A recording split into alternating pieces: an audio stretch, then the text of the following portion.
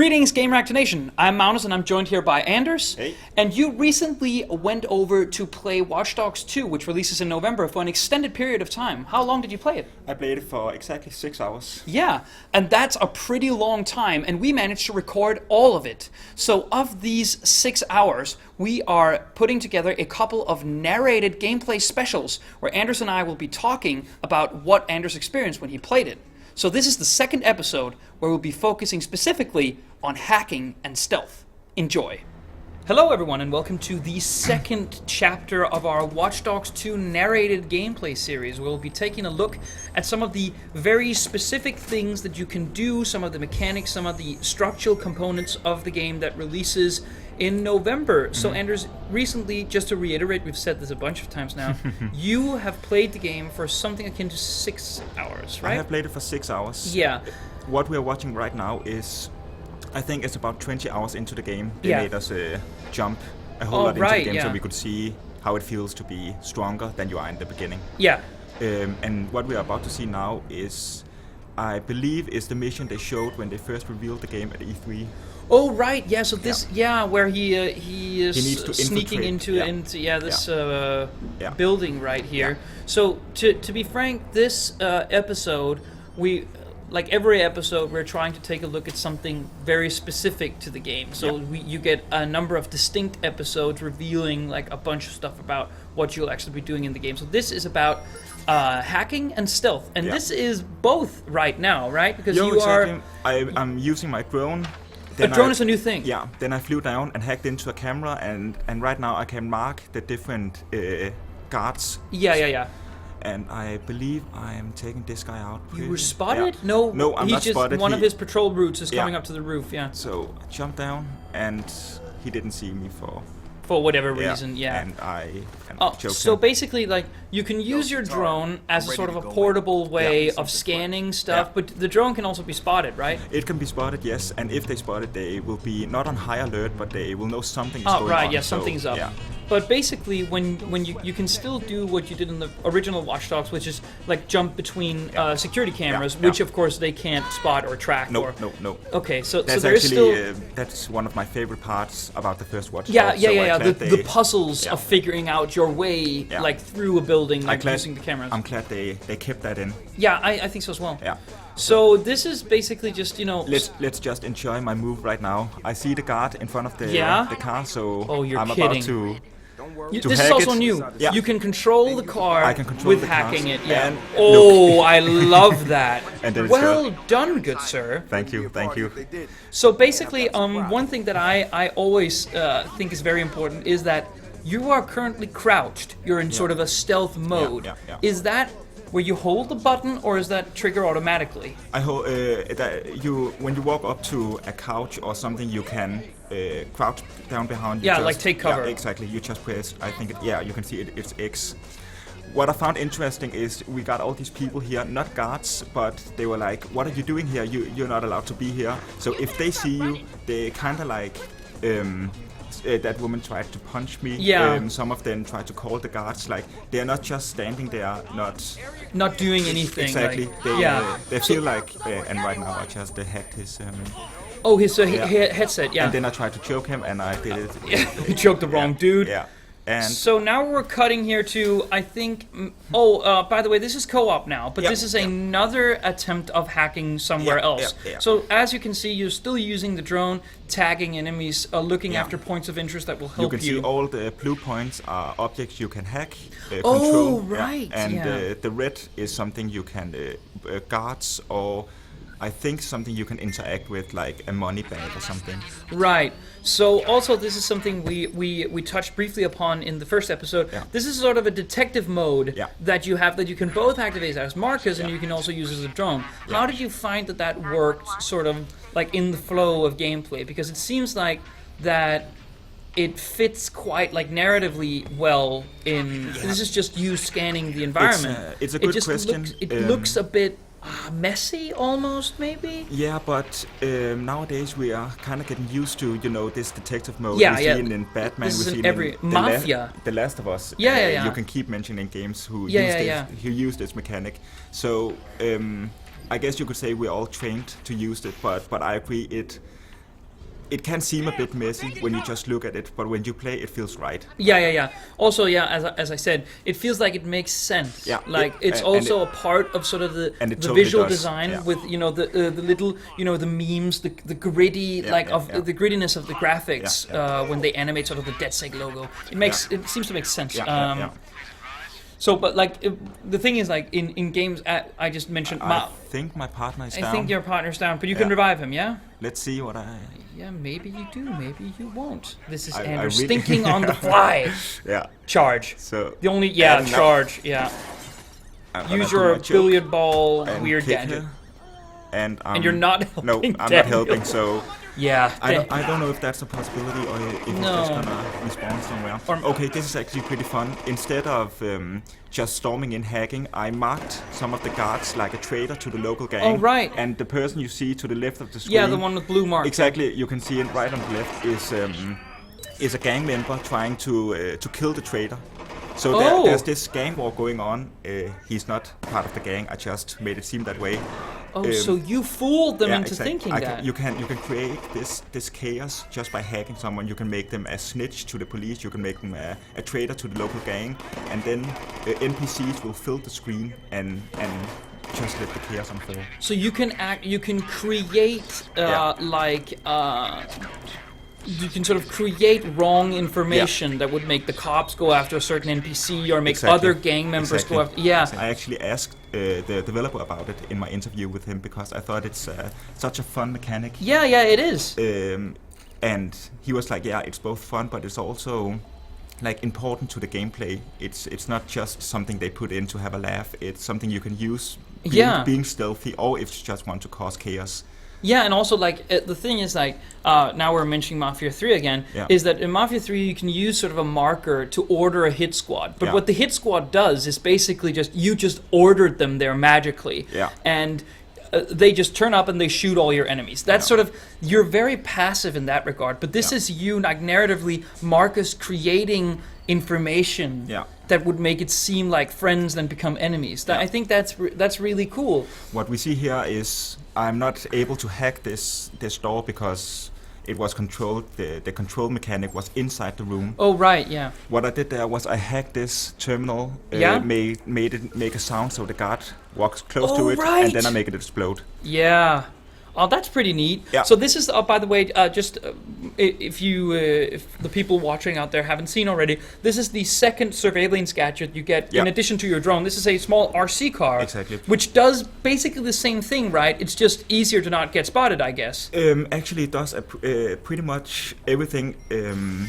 It can hack just as much as Marcus is able to, where the drone is it's only able to hack like security cameras and cars. This AC car can hack computers and a lot of stuff that Marcus is also able to. So the RC car is a lot stronger than the drone. Yeah, but slower and cannot access all areas and stuff like that. So that gives you quite a cool sort of switch between these two like versions of how you want to go about an objective. That's cool. What I normally did was I started to bring out my my drone, like mark the different enemies and objective, and then I took out my RC car, driving in, trying to do the whole stealthy, and if they find me, that's time to take in Marcus. Yeah. I'm genuinely sitting here right now, and this didn't happen during the first episode, but I'm genuinely sitting here right now, becoming really excited about this. I really because like going about a mission, it looks very pretty. That's the first thing, and it seems like it's not that serious, and it's something where I can just fool about. And that's basically like. But when you work, like you and I work for Gamereactor, you're forced to play a lot of different games, so it's very rarely that you have a chance to go like really in deep with something. But this is something where I think you could play this for 20 minutes and not feel like, you could still feel like you accomplished something, you did this objective without, you don't have to pay much attention to the characters, or you can if you want to, but like it's a lot sillier, and because of that, it's just a lot more lighthearted. Lighthearted, which like is Exactly. something I really want Yeah, as but well. also just the fact that you can approach this mission any way you want to. You can run in Yeah. guns blazing or do it stealthy, like I tend to do at first. So now my RC card was destroyed, and I'm going in on foot. So basically, now the enemies are not in alert, but they are aware that something They has are happened. aware that something is okay. happening. They know that maybe someone is trying to get in. Yeah. They're sort of scavenging, searching through the area. Yeah. You can see that they're looking around. Yeah. Okay, that's pretty neat. So, because you could easily sort of imagine a scenario where they would just immediately go into know where you are and that stuff, which would be stupid. So this is more fun this way. Yeah. It makes it more fun to put in the RC card to begin with, because even if it gets discovered, as I often did when I play stealth, then I'm not like, I don't need to shoot right away. I can I can still try to be stealthy. So this is where you lost your RC card just before. I need to get in there, but again, it's... so how do you get in there now that you can't find the access? Oh, you need to find the key. But is it an NPC who has the key? It's an NPC. Right, In the first game, you can hack into different people's like personal information. Yeah. And like I can make this guy charge my phone, botnet charge. Yeah. All right, we are at a new scene. But what I could also do was, someone in there got the key, and if I hacked the right person, I would get the key from him. Yeah.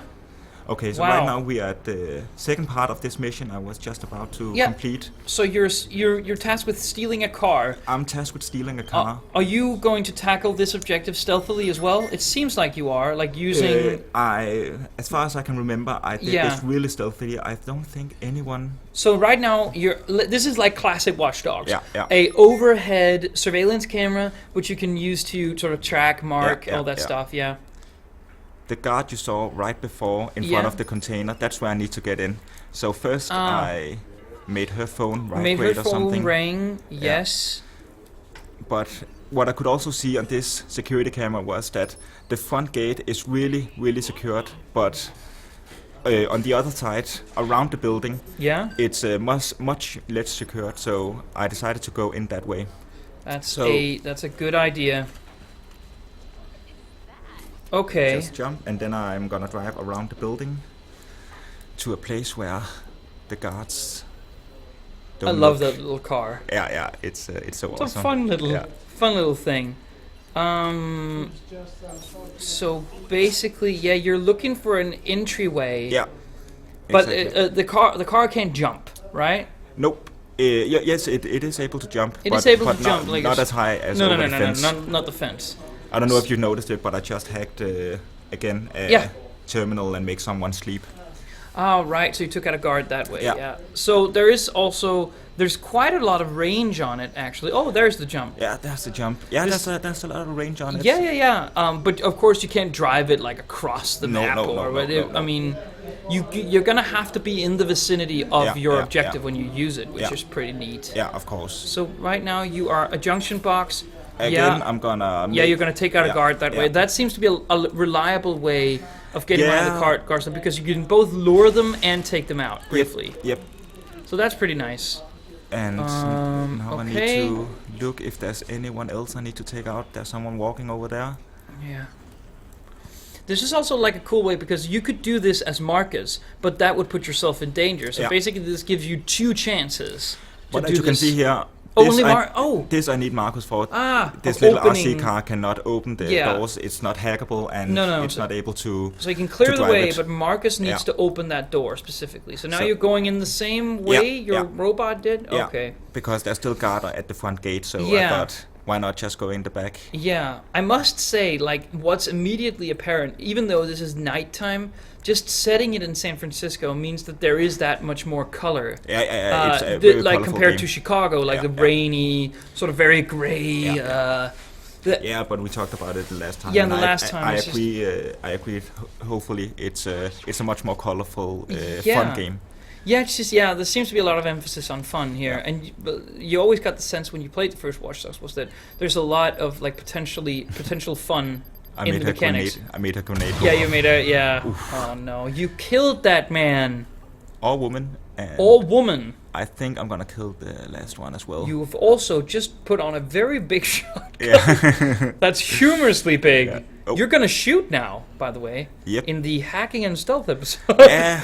But, well, you know, Watch Dogs is a dynamic game. You do the same things over and over all the time. So. Let's see. Okay, how what I are you? take- You're Oh, using a small gun? No, yeah, taser. Yeah, maybe I go non-lethal. Let's see. I think you do. Okay. Chat. Oh, you're no. We can talk about this. Not with my lawyer. You're doing something. Yeah, to his phone. Oh, Hey, I nice. went Very. non-lethal. That was Yeah. very neat. I did remember that I didn't kill anyone. Yeah, I did kill someone with So this different is name, you of course. completing the mission, and here is Almost. I a need callback. To, yeah, So this is specifically. It seems to me like it's a spoof on Knight Rider, it is a spoof on Knight Rider. but it's basically an equalizer in the back, isn't it? Yeah. This is again, you know, it's grown-up men with families trying to understand like nerd internet culture. Yeah, of course. Oh, of they course. probably like them Knight Riders, but let's put an equalizer on the back because that's what they like. Yeah. But okay, fair enough. Like, But I love that kind of humor. It's clear they have had a fun time making this game. yeah. And you know, you talk to Jonathan Marin and you think this guy, he could use having some fun.